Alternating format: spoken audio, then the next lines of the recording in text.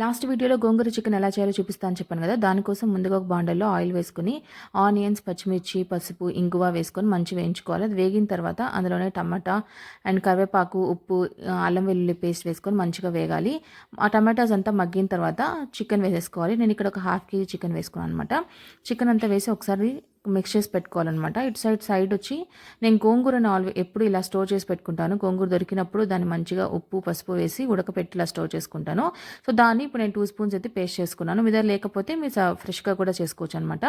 So, ఇప్పుడు chicken cook అయింది. కొంచెం వాటర్ వదిలింది కాబట్టి అందులో నేను కారం, ధనియాల పౌడర్, అలాగే చికెన్ మసాలా పౌడర్ కూడా వేసి మంచిగా మిక్స్ చేసుకున్నాను. ఇందులో ఒక హాఫ్ గ్లాస్ వాటర్ వేసి మిక్స్ చేసుకున్నాను అనమాట.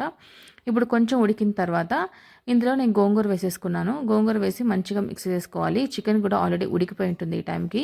సో, ఇది మంచిగా 2 మినిట్స్ ఆయిల్ మనకి సెపరేట్ అయ్యేంత వరకు ఉడకబెడితే మనకి గోంగూర చికెన్ రెడీ అయిపోతుంది.